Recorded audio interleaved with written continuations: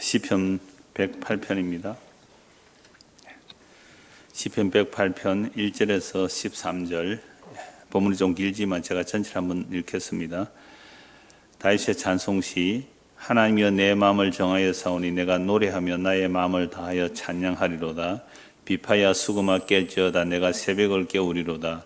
여호와여 내가 만민 중에서 주께 감사하고 문나라 중에서 주를 찬양하오리니 주의 인자심이 하늘보다 높으시며 주의 진실은 궁창에까지 이르나이다. 하나님이여 주는 하늘 위에 높이 들리시며 주의 영광이 온 땅에서 높임 받으시기를 원하나이다. 주께서 사랑하시는 자들을 건지시기 위하여 우리에게 응답하사 오른손으로 구원하소서. 하나님이 그의 성소에서 말씀하시되 내가 기뻐하리라. 내가 세겜을 나누며 숲꽃 골짜기를 청량하리라. 길르앗이 내 것이요 머나세도 내 것이며 에브라임은 내 머리의 투구요 유다는 나의 규이며 모압은 내 목욕통이라. 에돔에는 내 신발을 벗어 던질지며 블레셋 위에서 내가 외치리라 하셨도다.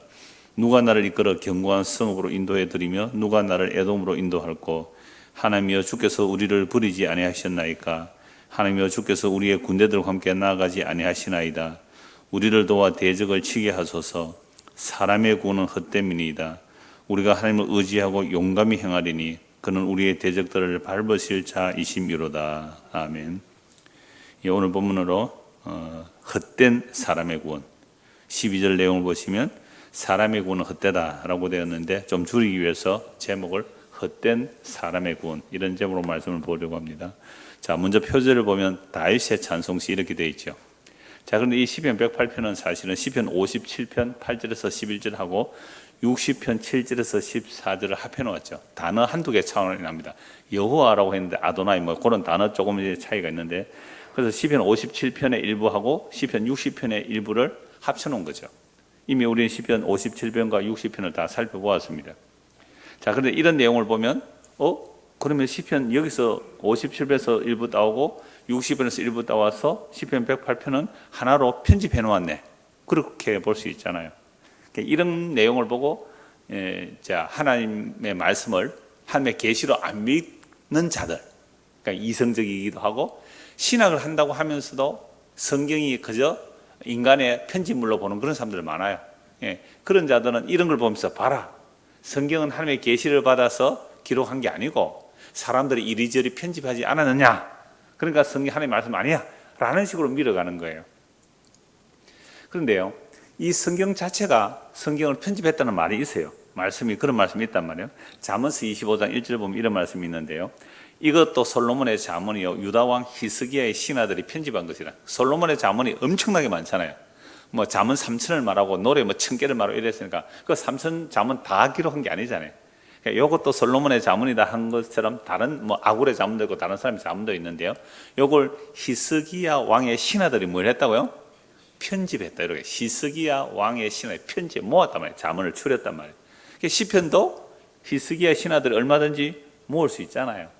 그래서 이 시편 108편이 다윗이 시편을 두 곳을 한 곳으로 모았다, 하나를 두 곳에서 나눠서 인용했다, 그런 말들이 있는데, 그렇게 이제 파고 들어가면 결국은 성경은 결국 사람들이 편집한 것이구나 하고 하나님의 계시로 안 믿게 되는 거죠. 근데 성경은 또 그렇게 해놨어요. 좀 우리가 볼 때는 좀 허술한 모습이 있단 말이에요. 번역할 때도 좀 틀린 번역도 있고요.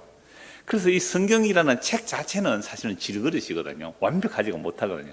근데 만약 이 성경이 어떤 번역, 지금 번역이 수천 개, 수만 개 되는데 이 번역이 완벽하게 어떤 것도 1.1획도 안 틀리고 완벽하게 다 맞으면 또 비판하는 사람들 어떻게 말할까요? 순 가짜다, 이거 사람이 일부러 안 틀리려고 끼워 맞춰놨다, 이럴 거예요. 그러니까 여러분, 천국과 지옥을 안 믿는 사람은요, 이래도 안 믿고 저래도 안 믿습니다. 그러면 우리는 어떻게 봐야 되느냐 할 때 최종 본문이라 그래요. 지금 기록된 이 말씀을 최종 본문이라 그래요. 이 최종 본문이 우리는 히스기야의 신하들이 편집했지만 그 히스기야의 신하들이 잠언을 편집할 때 누구의 감동으로? 성령의 감동. 그렇게 믿는 거죠. 거기 가장 성경 하나님 계시로 믿는 건데요. 그래서 바울 사도나 베드로는 다 같은 말을 해요. 디모데후서 3장 16절 모든 성경은 하나님의 감동으로 기록된 것으로 이렇게 말하거든요. 베드로 사도도 마찬가지예요. 모든 말씀, 이 성경이라는 것이 이미 그때는 구약 성경을 말하고 있죠. 이 구약 성경을 말할 때에 성령의 감동으로 기록되었다, 이렇게 말하고 있죠. 그래서 사람의 뜻으로 난 게 아니에요. 그러니까 예를 들어서 잠언서의 그 히스기야 신하들이 편집할 때도 누구 마음을 주시는 거예요? 하나님께서 마음에 감동을 주셔서 하신 거다. 그래서 우리는 성경의 최종 본문을 하나님의 계시로 받는 것, 이건요 믿음으로만 되는 거죠. 그래서 이렇게 믿음을 우리가 가진다는 것 자체도 우리의 능력이 아니라 하나님의 은혜로 성경 하나님의 계시로 보는 겁니다. 그러니까 혹시 다음에 뭐 이런 이야기 할 때 있잖아요. 내가 성경 찾아보는 거 여기하고 저기하고 틀렸더라 뭐 이럴 수 있잖아요. 근데 우리는 그건 이해가 부족해서 그래요. 우리가 아직 몰라서 그런 거예요. 예, 그렇게 보시면 가장 무난합니다. 아, 성경은 모든 성경 하나님의 감동으로 기록되어 있구나. 자, 본문 1절에서 5절을 다시 보겠습니다. 하나님이여 내 마음을 정하여 사오니 내가 노래하며 나의 마음을 찬양하리라. 내 마음을 정했다. 옛날에 내 마음을 확정했다. 내 마음을 확정했다. 뭐 하려고요? 노래하고 내 마음을 다하여 찬양할 것을 내 마음이 정했다는 거죠. 자, 그러면 이렇게 마음을 다해 하나님을 찬송할 수 있는 이런 상황이 지금 시편 전체를 보았을 때 우리 한번 앞에서 읽었습니다.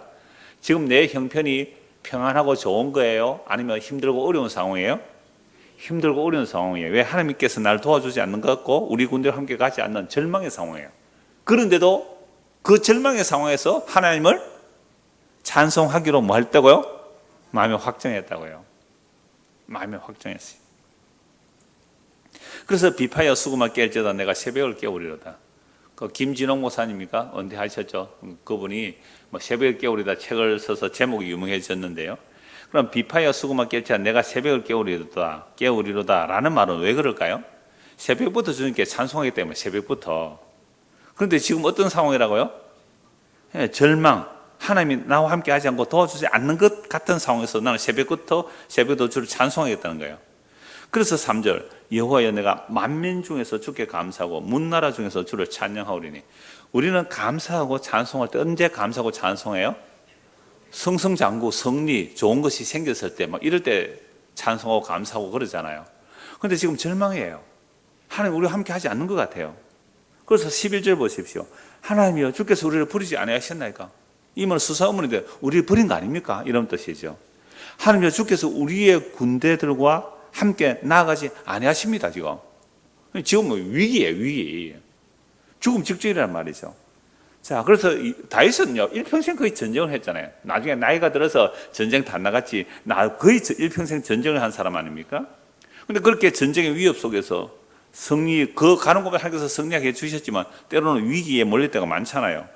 그런데 새벽부터 주님을 찬송하겠대요. 그 찬송의 이유가 뭘까요? 4절에 나와요. 우리 시편 볼 때 이게 자주 나오는데요. 뭐 때문에 찬송해요? 주의 인자하심이 하늘보다 높으시며 주의 진실은 궁창에까지 이르나이다. 그 인자와 진실인데요. 그럼 뭐 인자라는 말은 자주 말씀드렸잖아요. 하나님의 한결같은 사랑인데 왜 하나님이 한결같은 사랑이냐면 자기 언약을 했기 때문에 헤세드 즉 자비 하나님께서 약속했기 때문에 그 약속을 받은 자는요. 네가 어떤 모습이든지 나는 너를 사랑하고야 말겠어. 이야, 이 하나님 멋진 사랑의 모습이에요. 네가 어떤 모습일지라도 나는 너를 사랑하고야 말겠어. 그래서 야곱의 상둥이잖아요. 태어나기도 전에 하나님께서 누구를 사랑하기로 작정하셨어요? 야곱을 사랑하기로 하고 에서는요 미워하기로 했다고요. 여러분 이 하나님이 합리적이에요? 불합리해요? 불합리하죠. 네. 이런 하나님이 어디 있어요? 그죠? 불합리하지 않아요. 태어나기도 전에 사랑할 자를 사랑하기로 정했고 미워할 자를 미워하기로 정했어요. 이런 하나님 난 안 믿을래 해서 안 믿는 사람 많더라고요. 왜 하나님 불합리하죠? 왜 태어나서 아들, 딸이 있으면 그죠? 아들, 딸 중에 누가 아빠 마음을 잘 듣느냐 딱 살펴보고 잘 듣는 자 유산 많이 주게 될까요? 이게 당연하잖아요. 그런데 태어나기도 전에 나는 누구에게 유산 줘야지 해가지고 근데 박결한 애가 완전 엉망진창이고 사기꾼이고 거짓말쟁이고 도둑놈이고 이런데도 끝까지 사랑하고 유산을 주었다. 합리적이에요? 불합리해요? 불합리해요. 그래서 성경은 너무 불합리한 게 많아요. 그러니까 이런 성경 말씀을 불합리하다고 합리적이지 않다고 라는 그 생각은 왜 해요 인간들이? 선악과 따먹기 때문에 그렇잖아요. 그러니까 창세기 3장 이후에 인간이라서 그래요. 우리가 선악을 안 따먹었다면요 하나님께서 내가 야곱은 태어나기도 전에 사랑하고 에서는 태어나기도 전에 미워하기로 했다 그러면 우리는 뭐 해야 돼요? 선악 안 따먹었으면? 아멘, 옳습니다. 주여 잘하십니다. 이게 선악과 따먹기 전의 인간이란 말이에요. 그래서 예수님께서 이 땅에 오셨을 때요, 예수님 선악과를 안 따먹으셨잖아요. 원죄가 없는 분이잖아요. 죄가 없는 분이잖아요. 성령 잉태되셨잖아요. 그래서 예수님은 하나님께 대하여 한마디도 원망 안 해요. 하나님의 뜻이 옳습니다. 하나님의 뜻이 옳습니다. 이렇게 말했단 말이에요. 그러니까 우리가 예수를 믿는다는 것은요, 나의 선악 판단, 나의 가치 판단이 완전히 무너지고 주님께서 무슨 말씀을 하셨든지 아멘입니다. 가라면 예, 오라면 예. 10번이든 100번이든 가라면 예, 오라면 예. 예수님께서 두 사람 믿음 칭찬했거든요. 그 이방인 중에 두 분입니다. 하나는 수르보리의 여인. 개 같은 연하 해도 예, 개들도 주인의 산에 떨어진 떡 버릇이 먹지 않습니까 했을 때 여자여 내 믿음이 크다 그랬잖아요. 그 고넬로가 이방인 백부장이잖아요. 여러분, 이방인 백부장은요, 로마 시대의 헌병대장과 같은 사람입니다. 그 헌병대장과 같은 사람이 식민지하에 어떤 한 청년의 말에, 그죠? 청년을 부르러 보내는데 자기가 못 가요. 자기 유대인 친구를 대신 보낸다고요. 어떻게 내가 감히 하나님을 내가 만나 뵐 수 있겠습니까? 주께서 자기 집에 온다니까 또 자기가 직접 나가는 게 아니에요. 다른 사람 보내서 나는 당신이 우리 집에 오면 감당하지 못합니다. 어떻게 나 같은 죄인이 집에 옵니까? 내 위에 상관이 있고 내 밑에 부하가 있는데요, 상관이 나보고 죽으라 하면 나는 죽어야 됩니다. 내 밑에 부하들도 가라면 가고 오라면 옵니다. 그래서 주님 뭐만 해주십시오? 말씀만 해주십시오. 그러면 내 하인이 낫겠습니다. 내가 이스라엘 가운데 이만한 믿음을 본 적이 없다. 그러니까 예수님께서 칭찬한 믿음은 우리가 전혀 예상치 못한 그걸 보고 믿음이라고 칭찬했거든요. 그러니까 하나님께서 그 인자하심을 베풀어 주신다는 것은 언약을 따른 사랑을 신실하게 베푸는데, 그 언약을 따른 사랑을 신실하게 베푸시는 것이 진실하세요. 정말 놀라운 말씀이거든요. 그러니까 이 다윗은 뭘 아는 거예요? 하나님의 언약의 신실하심과 진실함을 알기 때문에 지금 내 상황이 적들에게 포위를 당했든지 또는 쫓김을 당하든지 간에 뭐라고요? 찬송할 수 있는 거예요. 근데 우리는 언제 찬송한다고요? 형편이 좋아질 때, 그리고 상황이 어려지면 뭐라고요? 하나님 나한테 이럴 수 있습니까? 내가 뭘 그렇게 잘못했다고 나에게 이렇게 어려움을 줍니까? 내 손목이 에어컨 틀어드릴게. 이렇게 친절하잖아요, 나는. 하나님 이렇게 안 친절해요. 하나님 덥다 그러면요, 더워야 농사가 잘 되지 이러신다고. 그러니까 우리는요, 정말로 제가 정말 성경을 보면 볼수록, 내 자신을 보면 볼수록, 말씀으로 나를 비추고 보면 볼수록, 뭐 다른 사람 말할 건 없고요, 내 모습을 보니까 정말 나는 나밖에 모르고 나는 내 중심으로 선악을 판단하고 있더라고요. 그러니까 나는 오늘도 주님을 찬송하는 게 뭐 때문에 찬송해요? 그렇죠. 그 인자심이 하늘보다 높고요, 주의 그 진실함이 궁창에까지 가득 찼어요. 그러니까 내가 오늘도 이렇게 숨쉬며 하루를 살 수 있다는 것, 말씀을 증거할 수 있다는 것은요, 주의 그 인자와 진실함이 온 우주에 가득 차기 때문에 나 같은 죄인이 여기 서서 이 복음을 전하게 돼 있다고요. 이건 무슨 지자랄 게 있습니까? 너무너무 놀라운 거예요. 그래서 막 찬송이 막 나오는데 5절 보세요. 하나님이여 주는 어디요? 하늘 위에 높이 들으시며 주의 영광이 온 땅에서 높임 받으시기를 원하나이다. 이 어마어마한 찬송은 지금 어떤 상황에서요? 하나님이 나와 함께 하지 않는 것 같고 절망과 위기 속에, 죽음의 위기 속에서 이런 찬송하는 거예요. 정말 엄청나죠. 그래서 6절을 보십시오. 주께서 사랑하시는 자들을 건지시기 위하여 우리에게 응답하셔서 뭐요? 오른손으로. 무슨 손으로? 주의 오른손으로 구원해달라라고 말씀하고 있죠. 여러분, 주의 오른손이라는 것은요, 구약에서 굉장히 많이 나타나는데 2주 후에 시편 110편을 볼 때 이건 자세히 말씀드릴게요. 시편 108편과 109, 110편. 110편 1절 먼저 한번 보십시오. 여기서 오른쪽이 나오는데요. 110편 1절. 여호와께서 내 주에게 말씀하시기를 내가 네 원수들로 네 발판이 되게 하기까지 너는 내 오른쪽에 앉아 있으라 하시도다. 그럼 여호와 하나님의 오른쪽에 누가 앉아 계세요? 예수님이 계시잖아요. 그 예수님을 이미 다윗이 성령의 감도로 기록하고 있어요. 그러니까 오른쪽에 계시니. 그럼 하나님이 오른손으로 구원한다는 말은 누가 구원한다는 거예요? 예수님을 구원한다, 그 말씀이잖아요. 요거 이제 2주 후에 시편 110편 1절을 할 때 자세히 살펴보기로 하고요. 물론 그 전에 주님 다시 오시면 살펴볼 기회 없이 바로 주님께로 가면 되고요. 이제 알아들으셨어요? 얼마나 좋아요. 우리가 이미 주께서 다 이루어 놓으셨기 때문에. 자, 그래서 다시요, 6절. 주께서 사랑하시는 자들을 뭐 하기 위해서? 건지시기 위하여 우리에게 응답하사 오른손으로 구원하소서. 자, 그래서 오늘 구원이 두 가지로 말하고 있는데요. 자, 12절 보세요. 우리를 도와 대적을 치게 하소서. 무슨 헛되다? 사람의 구원은 헛되다. 그럼 우리는 뭘 기다려야 돼요? 사람의 구원은 헛됨을 알고 주의 오른손으로 베풀어 주시는 그 구원을 기다리는 자들이죠. 이게 뭐예요? 하나님이 택하신 믿음의 사람들이라 이 말입니다. 자, 그래서 오른손으로 구원하다는 말을 제가 전에 이거 시편 57편 할 때 찾아본 두 곳의 말씀을 한번 같이 찾아보기를 원합니다. 출애굽기 15장, 출애굽기 15장. 이건 시편 57편 때 본 내용인데 다시 반복합니다. 15장 6절, 7절. 출애굽기 15장 6절, 7절. 여호와여 주의 오른손이 권능으로 영광을 나타내시나이다. 여호와여 주의 오른손이 원수를 부수시니이다. 주께서 주의 큰 위엄으로 주를 거스르는 자를 엎으시나이다. 주께서 진노를 발하시니 그 진노가 그들을 지푸라기 같이 사르나이다. 그러니까 10가지 재앙을 베풀고 홍해를 건너고 나서 모세가 홍해 건너서 한 찬송이잖아요. 홍해 건넜을 때 홍해가 어떻게 갈라졌어요? 모세가 지팡이를 바다를 향하니까 하나님께서 밤새 동풍을 보내서 홍해를 갈라지게 하시고 이스라엘 백성은 마른 땅을 건너고 애국군들은 추격하다가 바다에 빠져잖아요. 이게 무슨 구원이에요? 주의 오른손으로 나타내는 영광, 주의 오른손으로 원수를 부숴버리시는 그 구원을 노래하거든요. 12절도 보십시오. 주께서 오른손을 드신 적 땅이 그들을 삼켜버렸잖아요. 바닷물이 덮쳐버리잖아요. 바닷물도 땅으로 뻗어요. 땅이 그를 삼켜버리죠. 주의 오른손이 어마어마한 구원을 보고 있죠. 그래서 시편에서는요, 주의 오른손에 관하여 무려 10번이나 찬송하고 있어요. 시편 전체에서 주의 오른손으로 구한다는 10번을 찬송하고 있는데요. 자, 주의 오른손에 대해서 그 10번 중에 하나만 딱 보죠. 하나만 살펴보죠. 시편 44편 한번 보십시오. 시편 44편. 이 내용도 우리 앞에서 다 살펴본 내용입니다만은 시편 44편 1절입니다. 하나님이여 주께서 우리 조상들의 날 곧 옛날에 행하신 일을 그들이 우리에게 일러주며 우리가 우리 귀로 들었나이다. 그러니까 시편 출애굽 15장에 주의 무슨 손으로? 오른손으로 이스라엘 백성을 출애굽시켜서 홍해 바다 건너서 약속의 땅에 들여놓았다. 조상들이 어떻게 했다고? 우리에게 계속 전해주었다. 그러니까 우리 부모가 할 일이 뭐예요? 우리 자녀들에게 성경 말씀 전해주는 거예요.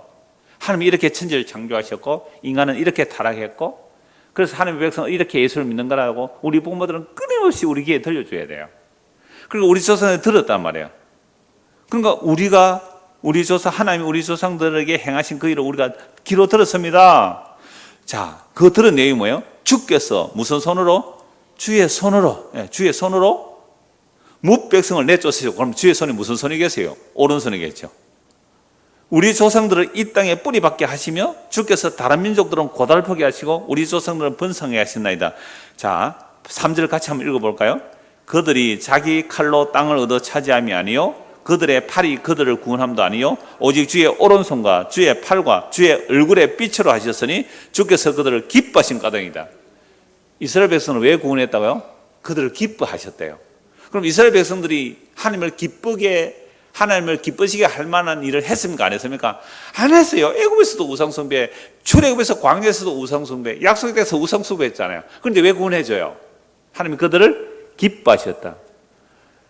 왜 기뻐하세요? 뭐 때문에 기뻐하세요? 하나님이 약속했잖아요. 언제요? 지난주 오전에? 영원 전에 그리스도 안에서 그들을 택하셨고 그리스도의 희생으로 그들을 구원하시기로 하나님이 천지를 창조하기도 전에 약속이기 때문에 그 약속 때문에 그들을 기뻐한대요. 그렇게 불순종하는데 그런데도 구원해내신대요. 그래서 그 오른팔로 주의 그 오른손으로 주의 팔로 주의 얼굴빛으로 그들을 기뻐하셔서 구원해 주신 거예요. 그래서 하나님이여 주는 나의 왕이시니 야곱에게 구원을 베풀어 주소서. 야곱이 어떤 놈입니까? 사기꾼이에요, 사기꾼. 그리고 야곱을 아까 뭐라고요? 태어나기도 전에 야곱을 사랑했다. 야곱을 구원하소서. 정말 지난주 오전에 본 말씀 우리를 구원하시되 디모데후서 1장 9절 우리를 구원하시되 우리의 행위대로 하심이 아니요 영원 전부터 그리스도 안에서 하나님께서 우리에게 주신 은혜대로 하셨다. 왜 그래야 하느냐? 왜 그래야 하느냐? 사람의 구원은 헛되기 때문에 그렇습니다. 내가 노력한 어떤 행위들, 이걸로 구원받으려 하는 것이 전부 헛되기 때문에 그래요. 이어져서 계속 말씀을 보겠습니다. 자, 그래서 본문, 요거 조금 더 볼게요. 그래서 주의 오른손과 주의 팔과 주의 얼굴의 빛으로 어디에 들여놓았다고 했어요? 약속의 땅을 차지하겠다 그러죠. 약속의 땅을 차지하겠다. 자, 그래서 주의 오른손을 의지한다는 것은 이제는 자신의 활과 칼을 의지하지 않는 것이죠. 그런데 이스라엘 백성들이 주의 오른손의 기적을 보고 약속의 땅에 들어왔습니다. 자, 그럼 이스라엘 백성들이 그 약속의 땅에서도 하나님의 그 약속의 말씀을 믿고 살아야 되는데 하나님의 약속을 믿고 사는 게 아니죠. 그래서 어떤 일이 사사시대는 얼마나 많은 적들이 쳐들어옵니까? 그때마다 기도하여 구원받고 또 원망하고 우상숭배하다가 또 기도하고 그게 반복되는데요. 자, 그러할 때에 그 사사시대 말기에 그 사무엘에게 이스라엘 백성이 누구를 요구해요? 왕을 요구하죠. 그 왕을 요구한다는 것 자체가 이미 하나님을 버리는 행위거든요. 하나님을 버리는 행위예요. 그 나중에 한번 다시 살펴보기라고 좀 더 이렇게 넘어가서 사무엘하 8장을 한번 보십시오. 다윗은 무슨 전쟁을 이해하는가 이걸 보기 위해서 사무엘하 8장입니다. 사무엘하 8장.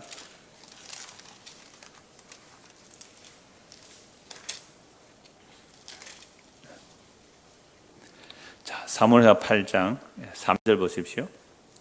르홉의 아들 소바왕 하닷 에셀이 자기 건설을 회복하려고 유브라데 강으로 갈 때에 다윗이 그를 쳐서 그에게서 마병 1700명과 보병 2만 명을 사로잡고 병거 100대의 말만 남기고 다윗이 그 외의 병거의 말은 다 발에 힘줄을 끊었더니 이렇게 돼 있죠. 그러니까 마병 1700명과 보병 2만 명을 사로잡았단 말이죠.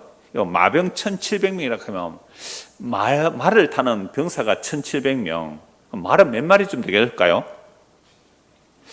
1700마리는 넘겠죠. 마병이 1700명이니까 말은 보통 두 마리가 한 마리가 병거를 끄는 병거도 있고요. 두 마리가 상두마차도 있고요. 그러니까 한 마리가 끄는 병거인데 적어도 말 1700마리는 된다고 봅시다. 그러면 보병 2만 명 사로잡은데 병거 100대의 말만 남고 그 병거 100대를 끌면 그 한 마리가 끄는 병거도 있고요. 두 마리가 끄는 병거도 있거든요. 상두마차거든. 그러면 두 마리가 끈다고 해도 말 한 200마리 남기고 1500마리 어떻게 해버렸어요? 발에 힘줄 잘라버렸어요. 아니 탱크를 1700대를 로해했어요. 지금 저 러시아가 어디를 공격하고 있어요? 우크라이나에 전쟁하고 있잖아요. 그러면 우크라이나가 러시아 전차를 1700대를 노예했다고 합시다. 우리는 좀 약자 편을 드는 게 있잖아요.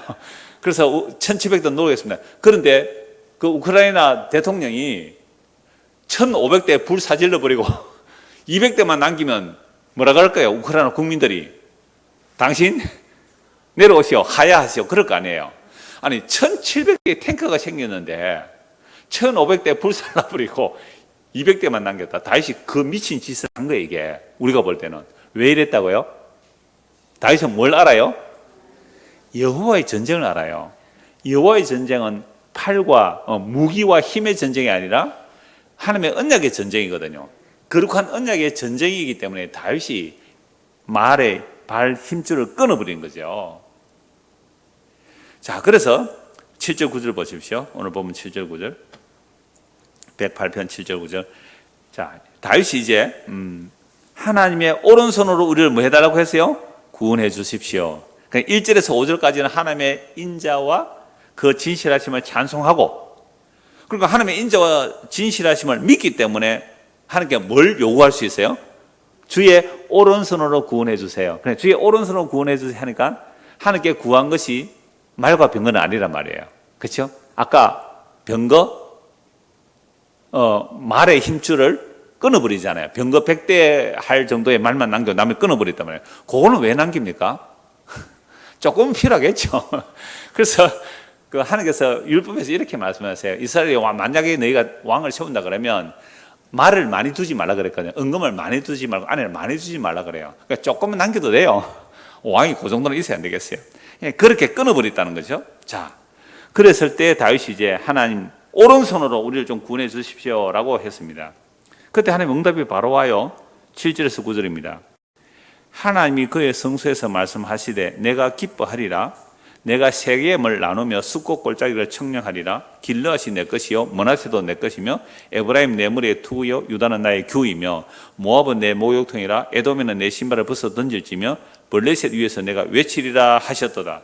자, 여기에 나오는 지명들 보세요. 세겜, 숫꽃, 길르앗, 므낫세, 에브라임, 유다는 그 12지파의 이름들이지만은 모압이나 에돔도 사람 이름도 되고 그 지역 이름도 됩니다. 블레셋, 팔레스타인 땅 아닙니까? 그러니까 하나님께서 아브라함과 이삭과 야곱에게 주시겠다고 하신 약속의 땅 이름이 여기 다 나와요. 그러니까 하나님께서 지금 다윗의 전쟁은 다윗이 자기가 정복 야망에 사로잡혀서 남은 나라를 막 지배하는 침략하는 그런 왕이 아니에요. 다윗은 지금 무슨 전쟁한다 그래서요? 거룩한 언약의 전쟁. 거룩한 언약의 전쟁이란 하나님께서 누구에게 약속했어요? 아브라함에게 약속했잖아요. 이 아브라함과 이삭과 야곱에게 약속하기를 이 땅, 팔레스타인 이 땅, 일곱 족속이 가나안 일곱 족속이 주는 이 땅, 이걸 내가 너에게 주마라고 했잖아요.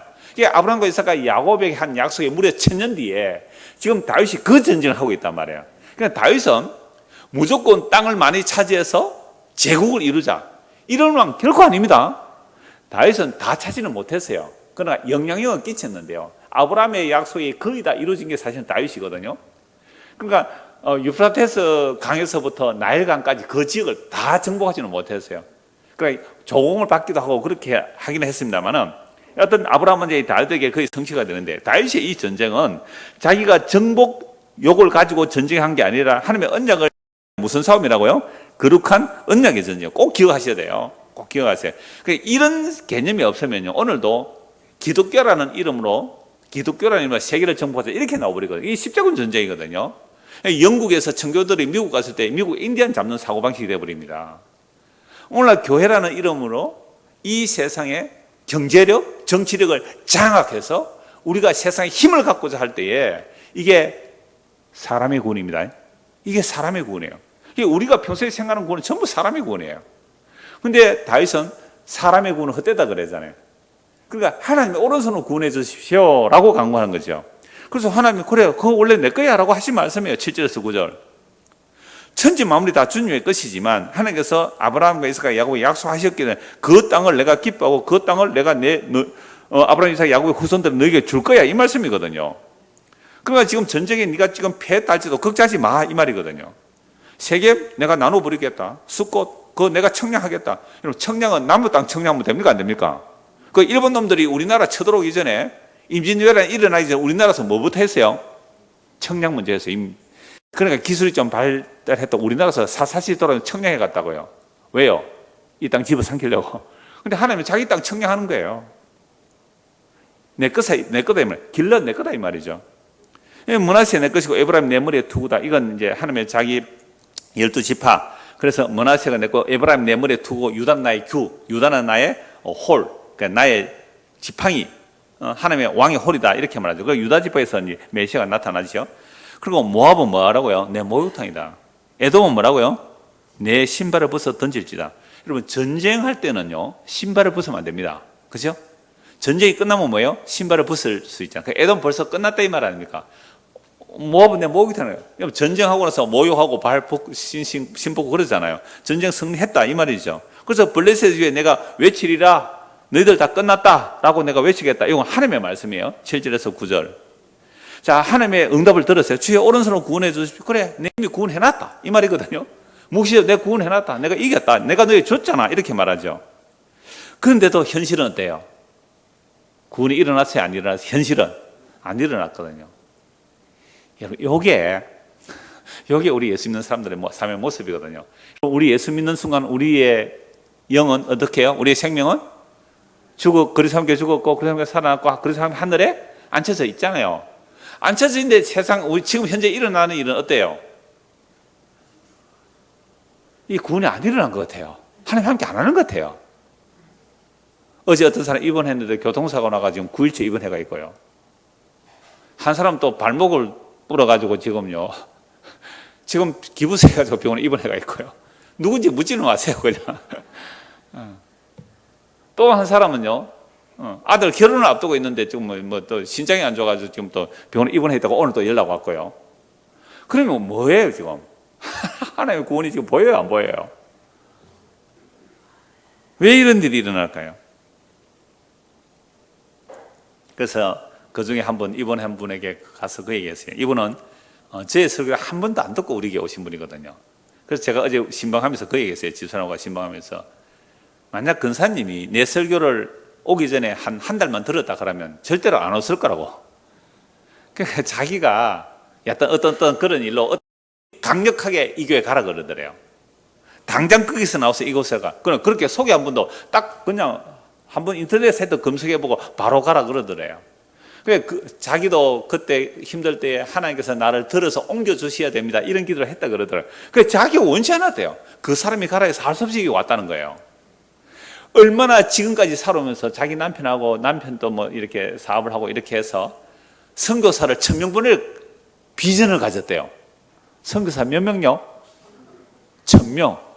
한 명 최소한 100만 원 보낸다 해도 1000명 보내려고 하면 한 달에 얼마 벌어야 돼요? 10억.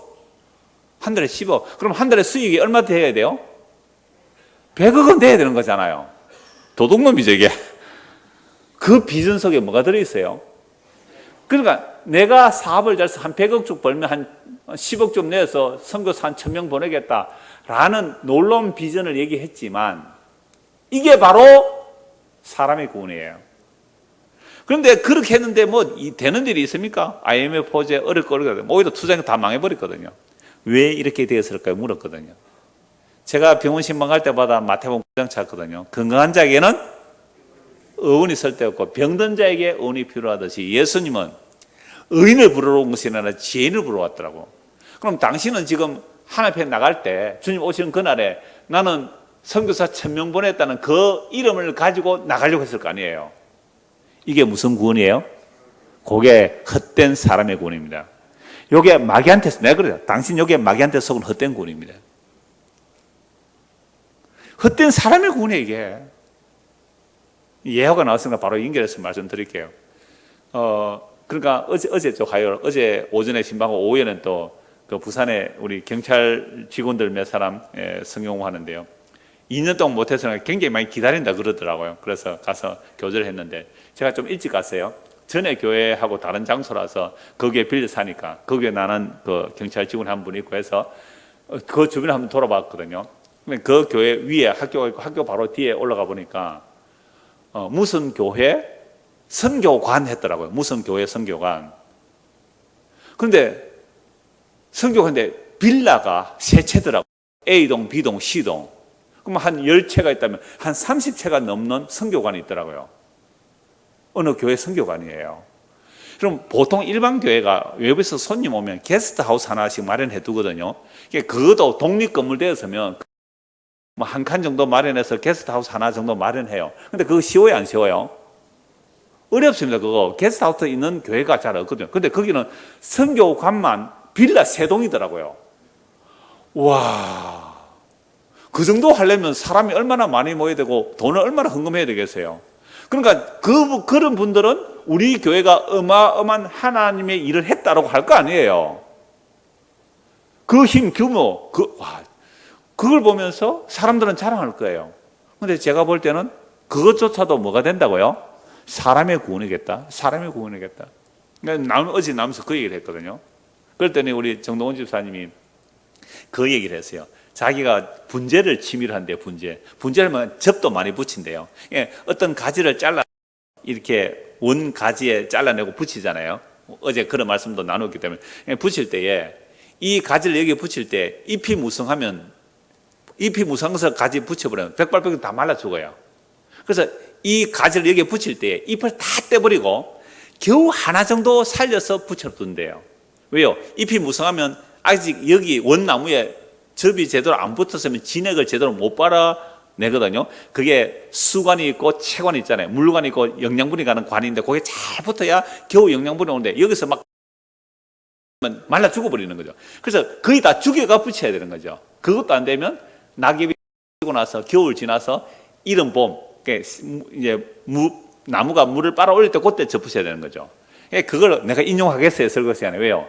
우리가 예수님한테 접붙는다는 것은 어떤 모습이에요? 얼반 죽이 가지고 얼반중이가 갖다 붙여야 돼요. 그런데 우리는 예수 믿을 때 어떻게, 내가 무성한 가지였는데 예수한테 붙어서 뭐예요? 더 엄청난 열매 맺고자 했잖아요. 그 방식이 아니라는 거죠. 그 방식이 아니에요. 자, 그래서 하나님께서 기도했잖아요. 아, 주여, 그 오른손으로 언약을 따라 우리를 구원해 주십시오라고 하니까 하나님께서 나 이미 끝냈다 이 말이죠. 나 이미 끝냈다. 이미 내 거야. 내 거라고 했는데, 조금 전에 말씀드린 우리는 이미 하늘에 앉혀서 있다고 하는데 지금 삶의 모습은 뭐예요? 네가 그래가 하나님 믿나? 왜 그래 또 이번에 했느냐고, 발목을 왜 또 불었느냐고, 5번째 불었다 그러더라고. 그분은 또 골다공증 왔느냐고 툭 한 부러진대요. 그러니까 말도 못하고 있습니다. 말도 못해요. 왜 그래요? 예수 믿는다는 사람이? 그게 구원받은 거예요. 얼마나 조롱받겠어요. 얼마나 조롱받겠어요. 하나님이 그 다리 하나 보호 못 해주더나?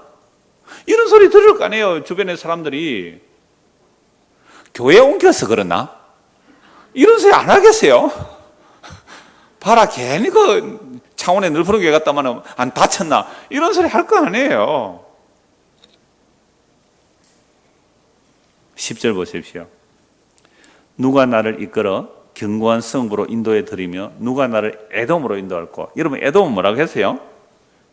에돔은 이미 신발을 벗어 던져버렸다는 거예요. 끝났다는 거죠. 그런데 현재는 아직도 에돔이라는 그 견고한 성읍에 못 들어가고 있잖아요. 난공불락이에요. 자, 시기는 다른데요. 시대는 다른데 이 에돔이 어떤 곳에 진치고 있는지 한번 보십시오. 오바다스 1장입니다. 구약 성경 그 소순지에서 오바다 1장. 오바다, 발음도 잘 안 되는데 오바다. 그냥 오바다 이렇게 하는 게 쉽습니다. 오바다 1장 3절에서 보십시오. 오바다는 한 장으로 되어 있습니다. 성경이. 3절 4절. 자, 너의 마음에 교만이 너를 속였도다. 바위 틈에 거주하며 높은 곳에 사는 자여, 네가 마음에 이르 누가 너희 나를 땅에 끌어내리겠느냐 하니 네가 독수리처럼 높이 오르며 별 사이에 깃들일지라도 내가 거기서 너를 끌어내리리라. 여호와의 말씀이라. 자, 요게 사람의 구원인을 말하는 거예요. 에돔, 아까 야곱은 하나님 사랑하고 에서는 미워했잖아요. 그러니까 에서의 후손이 에돔 족속이거든요. 그러니까 에돔 족속은 어떻게 살고 있다고요? 정말 요새, 바위틈, 정말 난공불락의 그 요새 같은 바위틈에 그 민족이 산단 말이에요. 그러니까 누가 너희 나를 땅에 끌어내겠느냐 이렇게 말하죠. 마음이 교만해져. 그 에돔이요, 에돔 에스가 야곱을 만나러 올 때 400 몇 명을 데리고 와요? 400명. 아브라함 몇 명이었어요? 318명. 누가 더 부자예요? 아브라함보다 에스가 더 부자였다고요. 더 강해요. 그러니까 얼마나 교만하고 든든한 바위틈에 가면서 누가 감히 나를 땅에 끌어내리겠느냐라고 하는 게 이 에돔의 모습이잖아요. 그래서 네가 독수리처럼 높이 오르면 별 사이에 깃들일지라도 내가 거기서 너를 끌어내리라. 여호와의 말씀이라. 이 시대는 다릅니다만은 에돔과 같은 그런 난공불락의 요새에 다윗이 공격을 못해요. 그죠? 공격을 못하고 있거든요. 그러니까 누가 나를 이 에돔으로 인도할꼬? 지금 너무 약해 있는 거죠. 너무 약해 있다는 거죠. 누가 나를 이끌어 이 견고한 성에 들어가게 할꼬? 사람들이 볼 때는 에돔은 완전히 뭐처럼 보여요? 요새로 보이고, 지금 다윗은 그냥 오합지졸로 보이는 거예요. 이런 전쟁입니다. 여호와의 전쟁이란 게 하나님 언약의 전쟁이 이런 전쟁이에요. 그러면 우리는 이럴 때에 에돔 편을 들겠어요? 다윗 편을 들겠어요? 에돔이 하나님께 복받은 것 같아요? 다윗이 하나님께 복받은 것 같아요?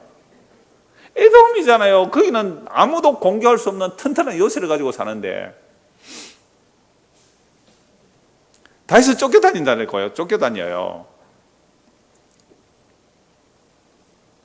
그랬을 때에 11절 보십시오. 하나님이여 주께서 우리를 버리지 아니하셨나이까? 안 버리시는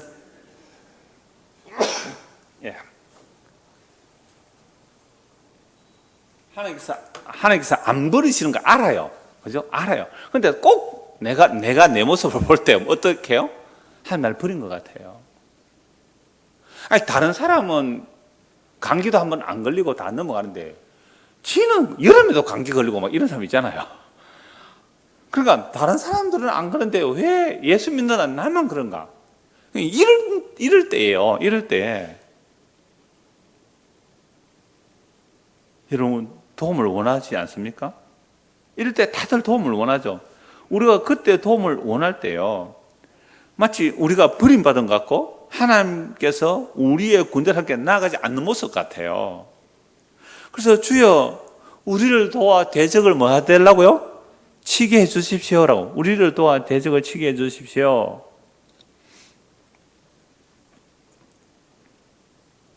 사람의 구원은 헛됨이니이다. 자, 여기서 우리가 힘들고 어려울 때 항상 하는 게 구원해달라고 기도했잖아요. 그 구원해달라고 기도의 내용이 뭐였어요? 그냥 문제 해결? 그냥 적을 물리치고 내가 더 큰, 그러니까 에돔이 견고한 성읍을 가지고 있다면 나는 에돔보다 더 크고 든든한 견고한 성읍, 이걸 우리는 뭘로 생각하죠? 구원으로 생각하잖아요. 근데 그런 구원 자체가 뭐라고요? 예, 그런 구원 자체가 뭐라고요? 헛되다. 그런 구원이 헛되다. 이걸 알아야 되죠. 그래서 구원을 두 가지로 말하는 거죠. 6절 주의 오른손으로 구원한다는 거 하나, 두 번째는 뭐요? 12절에 사람의 구원은 헛되다. 요 두 가지의 대비가 되는 거죠. 자, 그래서 주의 오른손의 구원과 사람의 구원인데요, 우리는요 주의 오른손의 구원 원치를 않아요. 왜냐하면 주의 오른손의 구원은 안 보이거든요. 근데 사람의 구원은요 눈에 보이거든요.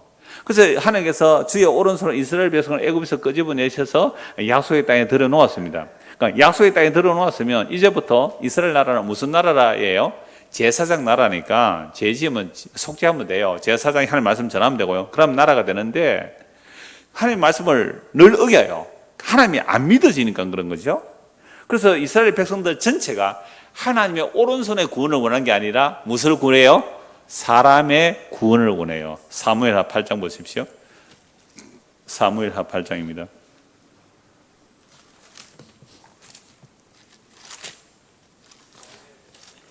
예? 예, 사무엘상. 예, 사무엘상. 아까 사무엘하였죠. 예, 사무엘상. 예, 사무엘상 8장입니다. 사무엘상 8장. 사사시대가 어떤 시대였어요? 왕이 없었잖아요. 왕이 없었어요. 왕이 없으니까 자기들은 자꾸 전쟁에 진다고 생각한 거예요. 왕이 없어서 전쟁에 진 게 아니고 왜 전쟁에 졌어요? 보이지 않는 여호와 하나님을 왕으로 안 믿어서 그러는 거잖아요. 하나님의 구원을 의지하지 않아서 망했어요. 진 거예요. 그러니까 여호수아가 죽으면서 후계자를 안 세운 이유가 왜라고 그랬어요? 여호와 하나님이 왕이니까 그분의 말만 잘 들으면 적들이 한 길로 갔다가 어떻게 해요? 7길로 도망간다고요. 못 쳐들어온다고요. 그런데 하나님 믿어요, 안 믿어요?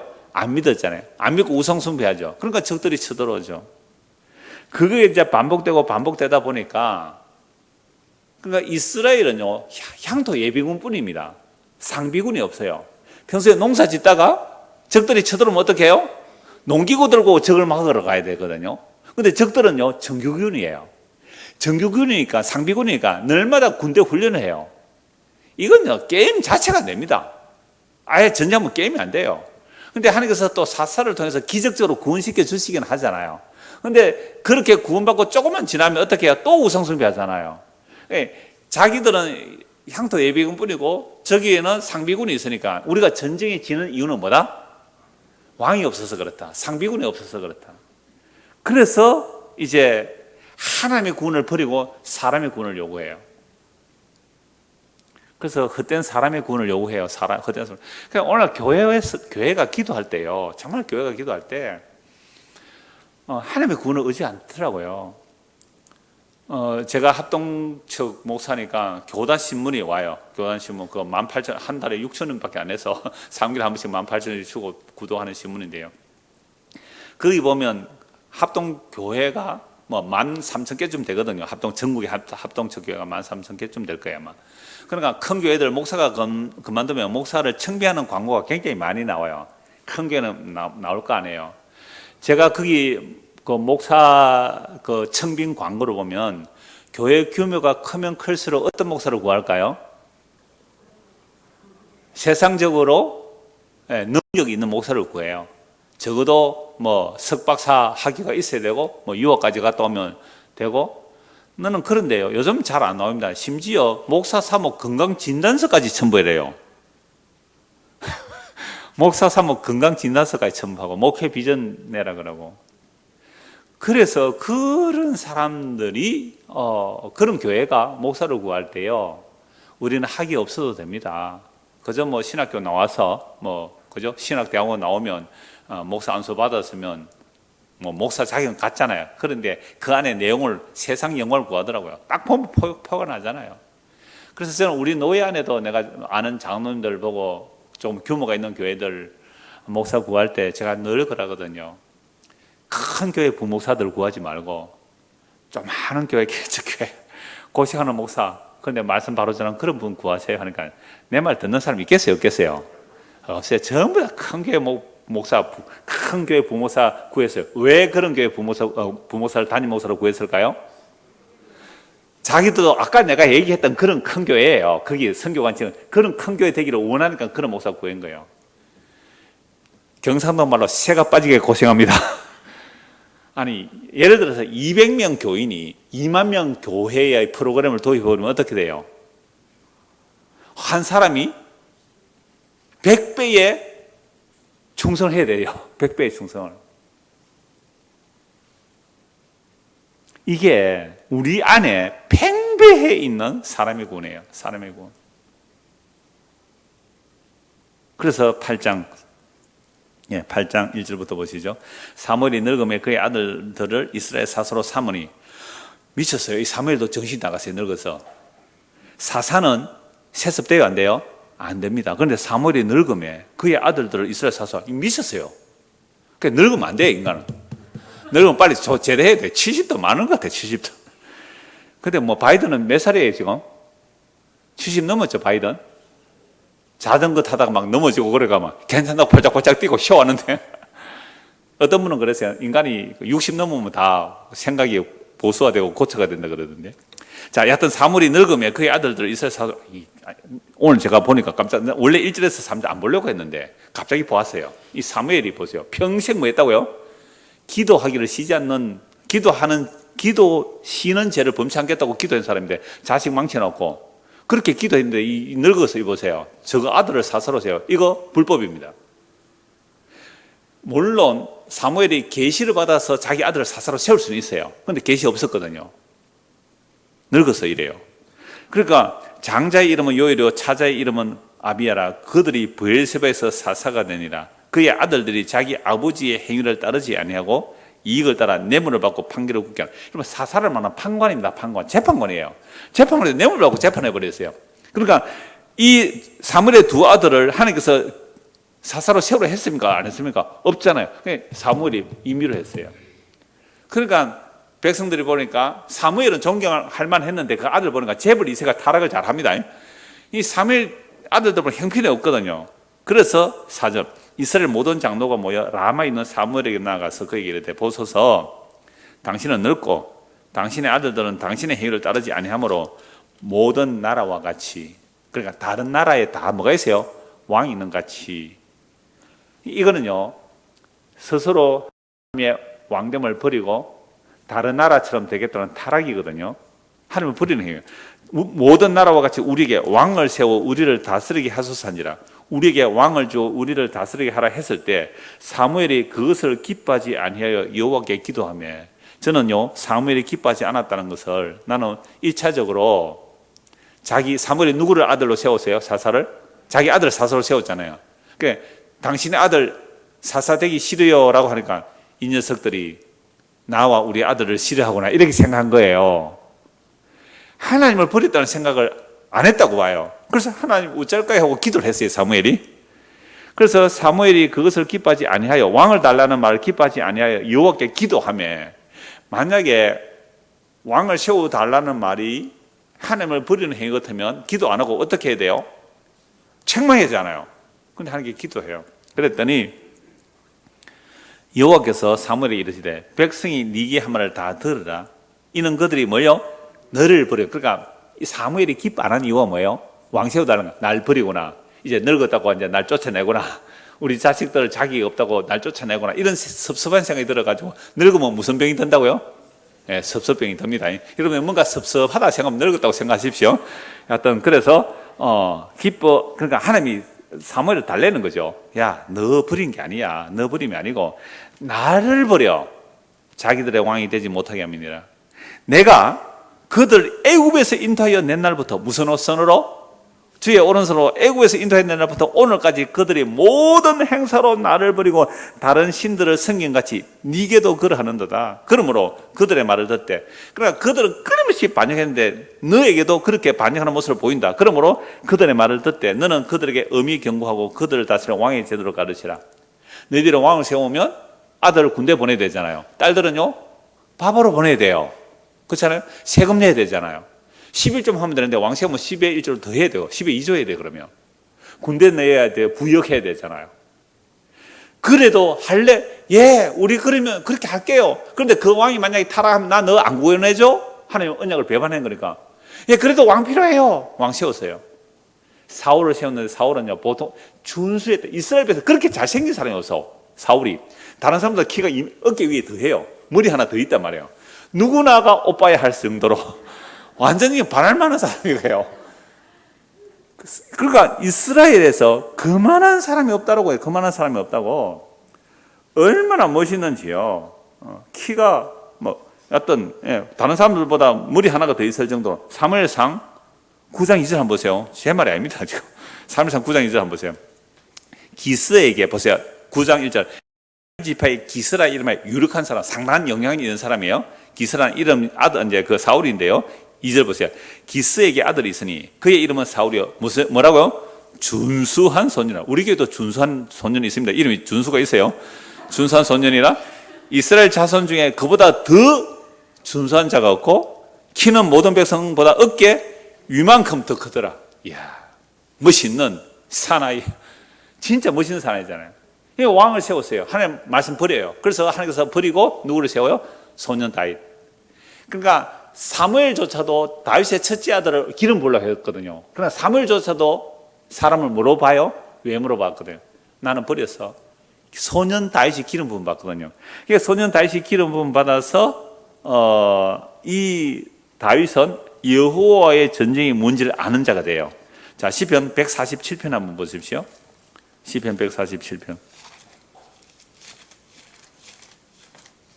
앞으로 볼 내용인데요. 시편 147편 6절. 여호와께서 겸손한 자들은 붙드시고 악인들은 땅에 엎드려 떨으시는도다. 감사함으로 여호와께 노래하며 수금으로 하나님께 찬양할지어다. 그가 구름으로 하늘을 덮으시며 땅을 위해 비를 준비하시며 산에 풀이 자라게 하시며 덜 짐승과 우는 까마귀 새끼에 먹을 것을 주시는도다. 그러니까 겸손한 모습이 뭐예요? 부정한 까마귀죠. 율법에서. 그런 까마귀가 배고파 깍깍 울 때 그걸 먹을 것을 주시는 자비로운 하나님이란 말이죠. 그래서 10절 보세요. 여호와는 말의 힘이 세다 하여 기뻐하지 아니하시며 사람의 다리가 억세다 하여 기뻐하지 아니하시고 여호와는 자기를 경외하는 자들과 그의 인자심을 바라는 자들을 기뻐하신다. 하나님 누구 기뻐한다고요? 다리가 억세다고 기뻐하지 않고 말의 힘이 세다고 기뻐하지 않는 거예요. 그래서 다윗은 아까 말의 발의 힘줄을 끊어버리잖아요. 여호와는 자기를 경외하는 자들과 그의 인자심을 바라. 이게 겸손한 자거든. 이게 긍휼을 구하는 자들이거든요. 주께서 그를 기뻐하세요. 그래서 예루살렘아 여호와를 찬송하며 네 하나님을 찬양할지다. 그가 네 문빗장을 견고히 하시고 네 가운데 있는 너의 자녀들에게 복을 주셨다. 이렇게 말씀하시는데요. 그래서 하나님의 오른손으로 구원한다는 것은요. 사람이 볼 때는 정말 아무런 도움이 없는 모습, 오히려 저주받은 모습, 미련하고 어리석은 모습이 하나님의 오른손으로 구원하는 자의 모습이고요. 사람의 구원은 뭐라고요? 말도 병거도 많고, 그죠? 정규구원도 많고, 이 세상 사람들이 원하는 그 구원은 사람의 구원이에요. 근데 이런 사람의 구원이 뭐라고요? 헛되다. 오늘 보면 12절 다시 보십시오. 108편 12절. 우리를 도와 대적을 치게 하소서. 사람의 구원은 헛됨이니라. 제가 지금까지 드린 말씀은 두 가지 비교해서 말씀드렸어요. 하나는요, 사람의 구원, 말과 병거 의지하는 것. 이게 하나님을 버리는 행위죠. 그러니까 하나님의 구원은 뭐예요? 하나님의 오른손으로 구원하시는 일인데 그건 하나님의 자기 언약을 따라 겸손한 자들을 구원하시죠. 그래서 사람의 구원은 헛되다고 할 때요, 성경은 사람을 뭐라고 하느냐면요, 땅의 티끌이라 그래요. 아담을 땅의 티끌로 만들었거든요. 그래서 시편 103편 14절에는 땅의 먼지라고 해요. 그리고 시편 62편 9절은 이미 말씀드렸는데 사람은 입김이라 그래요. 입김. 저울에 달면 달려요, 안 달려요? 안 달려요. 입김일 뿐만 아니라 입김보다 더 가볍다 그래요. 사람이 안개라고요, 안개. 그러니까 시편 60편 9절에만 사람은 입김이며 속임수라 그래요. 그러니까 어떤 사람들에게 신망하고 속아 보셨어요? 당연합니다. 왜요? 사람이 뭐예요? 속임수거든요. 남편과 아내가 사랑한다고 결혼했는데요. 그거 전부 속아서 결혼했어요. 속아서. 왜? 인생 자체가 속임수라고요? 인생은 입김이고 속임수라고 시편 62편 9절에 정확하게 말씀하고 있어요. 속임수한테 뭐 지도 속이고 그래서 속고 속이는 거예요. 서로. 아시겠죠? 우리는 서로 속고 속이는 인생입니다. 성경이 말해요. 그런데 그런 인생을 믿어요? 그런 인생의 구원을 믿어요? 사람은 안개예요. 안개, 뭐 하루살이, 지렁이, 하루살이도 무너질 인생, 구더기, 입김, 그냥 속임수예요. 우리 인생 자체가 속임수예요. 자, 이런 인생들이 원하는 구원은 전부 헛된 구원입니다. 그래서 하나님의 오른손을 의지한다는 것은요, 이런 인생들이 구원한 그 헛된 구원들이 결국 무너져 내리죠. 아까 제가 말씀드렸잖아요. 젖붙이는 이야기 또는 정말 선교사 1000명 보내려 하다가 완전 망해버리는 그런 이야기들, 그런 것을 통해서 그건 바로 사람의 구원을 생각하잖아요. 하나님의 구원은요, 그렇게 해서는 절대 하나님의 구원에 들어갈 수가 없거든요.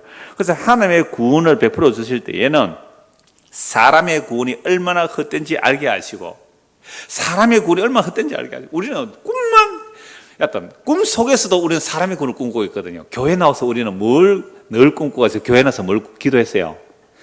오늘 설교 들어보니까 그동안 우리는 사람의 구원을 원했어요? 하나님의 구원을 원했어요? 아직 정리가 안 됐어요. 다시 할까요? 우리는 평소에 지금 교회 다니면서 하나님께 구원해달라고 기도했을 때에 사람의 구원을 구했어요? 하나님의 구원을 구했어요? 사람의 구원이죠. 사람의 구원. 사람의 구원은 헛되고 사람의 구원은 멸망이에요. 하나님의 구원을 구해야죠. 하나님의 구원은 뭐예요? 진짜로 마음이 낮춰져서 겸손해야 하나님의 구원을 보는데, 그 하나님의 구원은 어디서 나타나세요? 십자에서 나타났잖아요. 결론이에요. 그러면 이제 설교 끝이에요. 고린도전서 1장 한 곳 보고 말씀 마무리하겠습니다. 고린도전서 1장 22절. 고린도전서 1장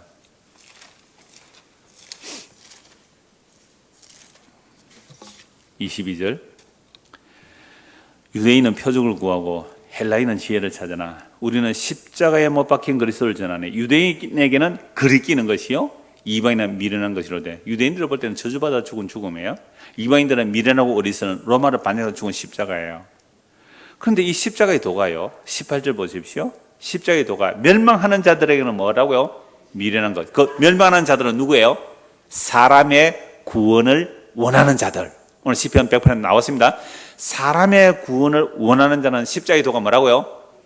네, 미련한 게 보이고, 하나님의 구원, 즉 하나님의 오른손 나타난 구원, 그게 예수 그리스도의 십자로 구원하는 구원이거든요. 하나님의 오른편에 예수님이 십자가 지신 그 구원을 말하는, 그 구원을 받은 자들은요, 십자가가 뭐가 된다고요? 우리에게는 하나님의 능력이 되죠. 그래서 다시 23절, 우리는 십자가에 못 박힌 그리스도를 전하니. 유대인들은 표적, 헬라인은 지혜를 찾으나 우리는 십자가에 못 박힌 그리스도를 전하니. 유대인에게는 글이 끼는 것이요, 이방인은 미련한 것이요. 그러니까 유대인이나 이방인이나 원했던 구원은 무슨 구원이에요?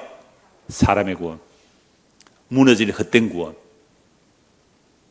그래서 유대인이나 이방인이나 하나님의 은혜가 임하여 진짜 하나님의 구원을 받은 자들은 뭘 구해요? 십자가의 도. 십자가로 붙들게 되죠. 그래서 오직 부르심을 받은 자들에게는 유대인이나 헬라인이나 그리스도, 어떤 그리스도예요? 십자가에서 다했던 그 그리스도가 하나님의 능력이고 하나님의 지혜이고 하나님의 구원입니다. 사람의 구원이 아닌 하나님의 구원이 밝게 보여지는 그 은혜가 우리에게 임하기를 소원합니다. 기도하겠습니다. 하나님 아버지, 우리는 태어나면서부터 타락하였기에 사람의 구원 외에는 생각해 본 적이 없습니다. 보암직, 먹음직, 세상이 자랑이 되는 그런 멋있는 믿는 사람, 선교사도 많이 보내고 멋진 교회당도 세우고 신앙의 명문가도 이루어서 내 이름을 통해 하나님 영광 돌리겠다고 했던 이런 사람이고는 얼마나 구하고 구하였습니까? 근데 우리가 그렇게 구하고 구하여도 그런 것 하나도 주시지 아니하시고 오히려 무너지게 하시고 깨떨어지게 하시고 낮추어 주셔서 저주받아 죽은 그런 하나님 뜻을 다 이루신 하나님의 참된 구원인 그 십자가를 바라보게 하시고 믿게 하시고 붙들게 하시니 이것이 참으로 하나님의 오른손으로 나타내는 구원이시군요. 이 구원의 비밀을 알게 하시고 그 놀라운 하나님의 은혜 가운데 사람의 구원이 헛됨을 알고 오직 하나님의 구원인 그 십자가만 붙들고 의지하고 자랑하는 성도가 되도록 은혜를 베풀어 주시옵소서. 예수 그리스도를 받들어 기도드리옵나이다. 아멘.